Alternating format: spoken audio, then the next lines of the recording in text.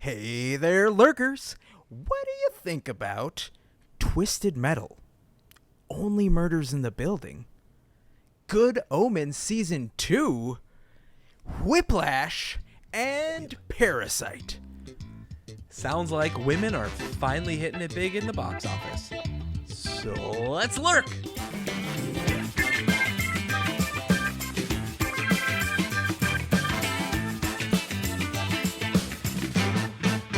I'm glad you brought that up as our little, throwaway line that we do at the beginning of the show, because really, you can't spell Barbie without billions these days. Keeping them double B's put together. Listen, we talked about Barbie in our last episode, right? 2 episodes ago? Couple episodes, yeah. I am so happy that movie is doing so well. And I'm so happy that it's crushing Oppenheimer. How much money has Oppenheimer made? Isn't that up there as like one of the top grossing R-rated films? Sure. I think it's like approaching 700 million. Okay. That's pretty good. I think Deadpool owns the rights to like the best selling Rated R. R-rated film? Or Logan maybe? I don't know. I haven't looked at the numbers, and you know me. I can't do math, let alone girl math. We're just going to have little bits of popcorn.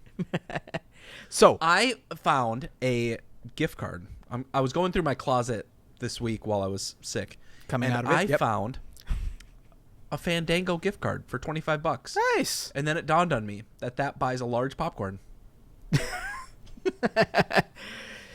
Oh, man, inflation, still bad. Okay. Well, speaking of dystopian futures, I started watching a new show on the cock this weekend. That's Excuse right. Me? Twisted Metal, a show based on the PlayStation video game of the same name, has debuted on Peacock. All the episodes are out as far as I'm aware. And let me tell you, Willie, it's a lot of fun. It is a show that does not take itself seriously whatsoever. And Anthony Mackie, Stephanie Beatrice from Brooklyn Nine-Nine, Will Arnett as the voice of Sweet Tooth, for those who know who that is. He's the clown character that everybody loves from the franchise. They're having a lot of fun with it, and it's just a good time. There's a lot of violence. There's a lot of jokes, both like mature and immature. The point of the story is Anthony Mackie is something called a milkman, where he just delivers goods to and from these cities after the United States has fallen into chaos and cities built giant walls, finally, around themselves. They got it done. And so...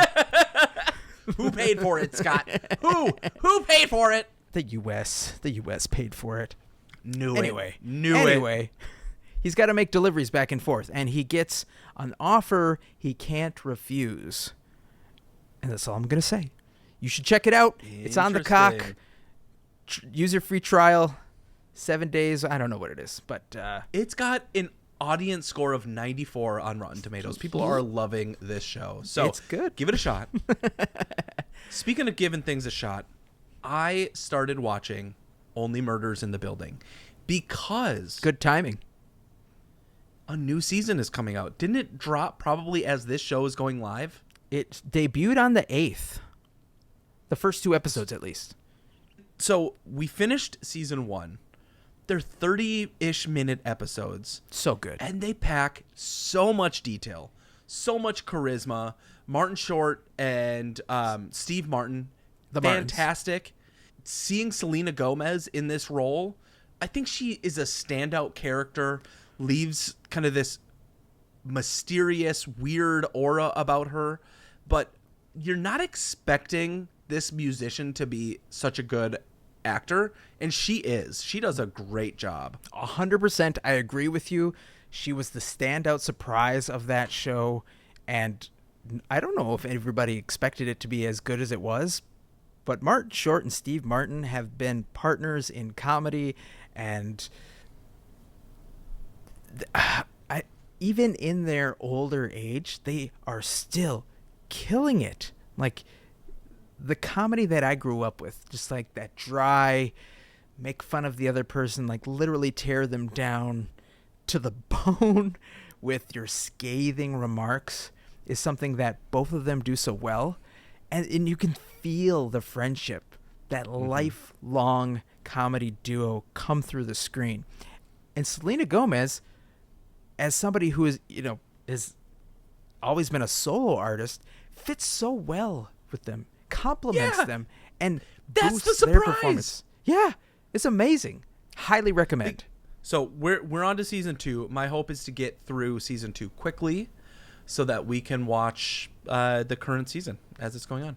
And speaking of season 2, Good Omens, which was an Amazon Prime specific thing. It's based on a book by Neil Gaiman and I forget the other guy, but anyway, he's important. He was really funny. It's about an angel and a demon who have basically become friends, even though they're not supposed to, and they get into some trouble, cause some world-changing things to happen. Like, that's all I'm going to say for season 1, but it's so funny because it's Michael Sheen and David Tennant, who are some of the best British actors to exist. And there is no book 2, so they're kind of going into uncharted territory with this new season. But let me just tease you. Let me just entice a little bit on what you can expect from the very first episode in season 2. 3 words: Naked John Hamm. That's all I have to say. I'm in. And that's what I wish he would say to me. What? Go watch last week's episode. These are all shows that we've been watching. You should catch up on. If you're going to spend some time in your week, Twisted Metal, Only Murders in the Building, and Good Omens Season 2, give them a watch. Now, last week we talked about reviewing some movies thanks to the Rotten Tomatoes Top 25. There was a couple on there that we hadn't watched, and we were very surprised that they made it as high as they did in the top 10. Those movies were Whiplash and Parasite. Willy wanted to watch Parasite. I wanted to watch Whiplash. We said we were going to watch both of them. Here's what happened. Willy did that, and for once, Scott is the one who is not as prepared. But I did watch one of them. Which one did you watch? I watched the one I picked, Whiplash. Son of a bitch. What? Did you not watch Parasite? Yes, I watched both of them, but Okay. I really, really wanted you to watch Parasite. It's okay. It's okay because I have read Parasite. That's not the same. Just reading a article from Fauci doesn't mean you're reading Parasite. Whatever audiobook reader. I don't know how to read. Shut up. That's next week's subject on the main show. Girl reading. Girl reading. Anyway, let's start with Parasite because I want you to tell me about it. Tell me your reaction. What was good, what you didn't like about it, because it won some awards. It's got some really good actors that have been in other movies I have seen. What did you think? So Parasite could be summed up as greed and class discrimination threaten the newly formed symbiotic relationship between the wealthy Park family and the destitute Kim clan. And so, Scott, this movie is rated R. It has a 99 in Rotten Tomatoes. 99? 90 audience scores. So clearly, the critics thought that this was a more well-filmed, it was more theatrical in its sense, and the audience score was a little bit lower. I'm going to come in somewhere around the high 80s, mid to early 90s.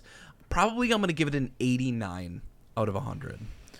I don't know how you reach that score, but the main character, the son of this family, begins this journey to get a job. They live in this just destroyed, crummy, rundown apartment building, and like you can see all sorts of like vagrant people out on the street, like one person peeing in the corner right next to their window. So And like they Los just need Angeles. I mean, yes, like an Asian country, but yes, same kind of concept. And so the idea is like, can we get a job where we work for people of wealth?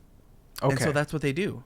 They start working for a family, and the title of the movie, Parasite, is very telling. I'm not going to go any further into the specifics, but this movie had you rooting for a family that's pretty shitty. Had you looking for, like, oh my God, I can't believe they're telling this story. The twists, the turns, the level of like charisma on screen, the level of like suspense that you get out of certain scenes, all of it left me finishing this movie going, I understand why this movie had so much hype the year that it came out, and it should have been way closer to that top 10 list. Well, I mean, it won 4 Academy Awards: Best Picture, Best Director, Best Original Screenplay, and Best International Feature Film. Do you think that, as somebody who, do you watch films with subtitles on, TV shows with with subtitles on, just to have them on, like so many people are doing these days? Yeah. Okay, so you're one of those. That's my, what would you call that? Girl TV? Okay, all right. And then everything that you were describing still somehow came through, despite it not being in traditional English. I really need to be in the mood to watch a movie that has subtitles. Okay. This is one of those movies that maybe about 15 minutes in, gone. The whole thing is out the window, and you're just focused on the theming.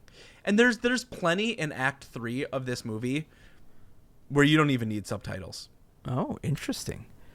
Who was your favorite character? Ooh, that's a really great question. Choi Woo-sik, who is the son Kevin. in the movie. I think, Kevin? Yeah. Yep. Does a fantastic job. I think he carries the first act. And then as more characters start to get developed, I think like he's just the most grounded. He would be considered, in my mind, the main character of the film, and he does a really excellent job. The one thing I'm very fascinated by is that the director, he came up with this idea in 2013, and it finally got created in 2019. He was encouraged by a theater actor friend to write a play, and he had actually been a tutor for the son of a wealthy family in his early 20s, which, is, as I understand, is a central theme to this thing. So maybe you like Kevin because it's kind of like he was writing himself. Oh, I could totally see that. It like, for some of the things that these characters do, it felt really grounded in their decision making and why they would do what they did. Right. And like every moment on screen, it, like, the writers of South Park, Trey Parker and Matt Stone, Yeah. they lead like a writing class, and one of the things they said is, you need to tell a story of like, this thing happens and then this how is it, you don't want to do and then, like, that doesn't move the story forward. You want to say therefore or because of. And so every scene that you're watching is, this happened, therefore characters do this, or therefore we move to this space. So everything is kind of adding on top of itself. Yeah, I mean, it is a masterclass in writing. Cool. That's awesome. Now, we can get into your Whiplash. Sorry, I interrupted everything, switched it around on you, flipped it, turned upside down. But that's okay, because Lurkers, for a movie that came out in 2014, spoilers ahead. Is it that old? Wow. Yep. It is almost 10 years old. The first thing I will say about this movie is I have watched more of it on TikTok than I realized. It's true, yeah. There are so many clips online that made me think, like, I really should watch this one day, and it's just so good. The intensity comes through your phone, but like, it doesn't match it when you put it onto your big screen. Here's my caveat for watching this movie. Once again, I just have to repeat, I'm hard of hearing. I was having some inner ear issues, so I had to wear my earplugs while I watched this movie. So I just turned all the sound off, and I watched the whole thing silently. And for a show that is about music, you would think that might be detrimental. However, I just happened to study a lot of music when I was younger, so my imagination is very vivid, and Willy will find that out when I come over and I shit on his front door for making me watch Insidious. Because I'm so scared. Scott, hold on, What? hold on. If you're going to shit anywhere, on my chest. That's where we're escalating to. In connections. Willy, your final act, you need to watch Two Girls, One Cup. So, anyway, Whiplash is about this kid who goes to the most prestigious music school in New York, Schaefer Conservatory, and J.K. Simmons is the badass music teacher that teaches the highest studio band in the school, and everybody who's anybody wants to be in that band. But he has a very high threshold for how you have to perform to get into it. That's the premise. What did you think? Is this the first time or second time you've watched this movie? It's like the fourth. Okay. The first time you watched it, if you can remember back, what was your reaction? Did you see it in the theater? No, I saw it at home. I just heard it won a bunch of awards, and it was highly rated. And so going into this thinking, how good could this really be? I think the intensity, the level of perfection that's expected from Miles Teller's character, what's his name? Andrew. Yeah. There's something so thrilling, and it's all about a character overcoming all of their mental obstacles to become the best version of themselves at a specific skill. And it's so grounded in what so many people probably feel when they go to be a professional chef, like in The Bear, when they go to be a musician, when they go to be a doctor, whatever that might be. All of the storytelling, all of the acting felt really grounded. It felt real. And when you finally get to the end and you see where Andrew takes the character, loved it. It's very kind of like first and second act. I don't want to say it's like basic, but like you're right. The groundedness in here's some nerdy kid. He doesn't have a lot of friends. He's just going to school for the very first time. He hangs out with his dad. His mom's not around. He's not as good as everybody else. His dad's a teacher, winning awards. His cousins are like, stars in their own little fields. His uncle doesn't really recognize him as like just other than the nerdy kid who plays an instrument, going to band school. So you can tell that he feels this inadequacy, and it starts leaking out of him in a ways that he's acting out. He's trying to be better than everybody else because this teacher, who he sees as a mentor, as somebody who has accomplished, expects excellence from him and will accept no other substitutes. And those who haven't seen this movie, like J.K. Simmons is evil, very driven by whatever, maybe it's his own inadequacy, but like you never really see that come through. You just see him being this force of rage and anger and frustration, and somebody that isn't somebody you should emulate at any point in time in your life. So for this impressionable kid to find out like, oh, this is who I want to be, it kind of warps him in a way where you're just like, oh man, like don't be like him. Don't follow that guy. And then it starts getting a little bit more twisted, and it goes into some wild, crazy adventure places that I didn't expect it to go. The car scene, the scene where his dad gets a lawyer to investigate the teacher. All of this stuff just gets crazy. And then the one scene that I thought was just brilliant in the way that it sets up the final scene is when he runs into him at the jazz cafe, and they sit down and they have a conversation. And this is after a lot of stuff's gone down. I don't like to spoil too many things, but You find out the motivation, supposedly, for J.K. Simmons' character is he wants to create the next best thing. He knows he himself can't do it. That's why he's teaching it. But he wants to create Charlie Parker. He wants to create Count Basie. He wants to create the next best person, and he's never had it. So that's why he's as psychotic as he is. J.K. Simmons tricks Andrew into joining this band after they both have been kicked out of school for doing crazy stuff. It's a couple months later. Andrew willingly accepts because he thinks he's finally like earned the admiration or at least the respect of the teacher. Mm-hmm. And they're going to play these songs that he's already been practicing before. He says, you're the only one that can play this song. I need you in this band.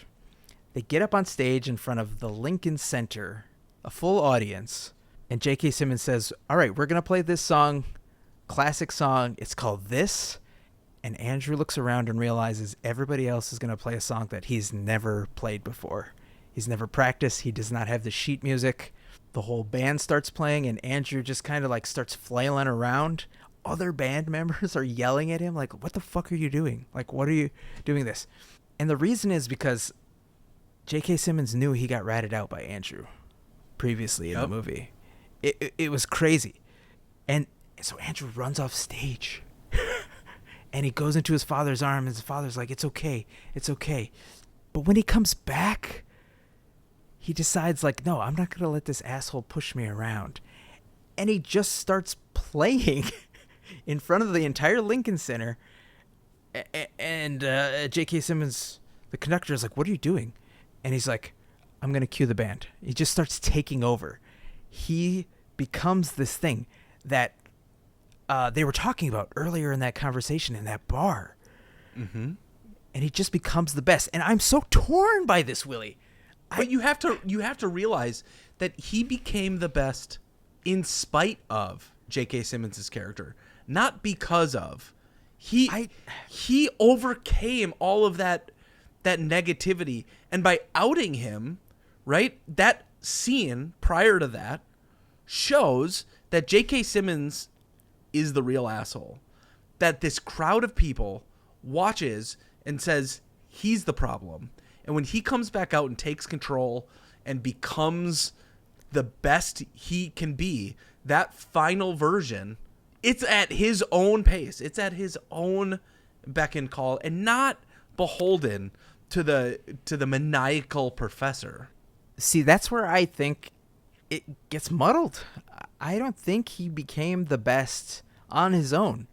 There's nothing else that we see in the moment that he leaves the school to the point where he plays on that stage that says like, oh, I went and I learned this all on my own. He gave up the drums. So I feel like, just watching it one time, you've watched it 4 times, but I feel like, at least from my perspective, it looks like he became the best because of this evil teacher, and therefore he's fulfilling the prophecy and further giving credence to what this bad guy is. Now, it looks like he earned his respect, which is something, who cares really at the end of the day. But I didn't feel very good. It was a great movie. It shot Damien Chazelle, who's, done a ton of good films like La La Land, and maybe that was it. Other musicals, though.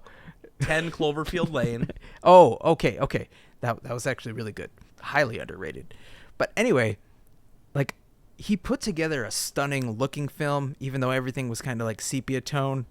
It's very like either blue or orange, probably a sign of the times. And then the acting performances are fantastic. Why he ever turned down Melissa Benoist is beyond me. Like, just idiot move. But at the end of the day, I still feel the story is J.K. Simmons got away with all this stuff. Yeah, he lost his spot as a teacher in the school, but he's still out there, like, putting together good jazz bands. And he tried to, do this one up on Andrew. And did it come back into his face, or did he actually just prove his point? Like, I made you. I think that's the controversy of the film, honestly. When you get to the very end, the reason this movie had so much staying power, was nominated for awards, is because it doesn't give you that answer. It won 3 Oscars. It had 98 total wins across all awards, nominated for 145. Clearly, it is a movie that leaves you wondering and leaves area for debate. And movies, I think, that do that don't just end with like this cut and dry response. Yeah. Oftentimes are the ones that I think like win so many awards because we can debate all day and all night. Well, something that's not up for debate is the end of our show, which is right now. So thank you so much, lovely lurkers, for hanging out with us today. Please rate and review wherever you lurk. We appreciate the love, so be kind to each other. And remember, we're here next week. Be kind to each other, and we'll see you next week.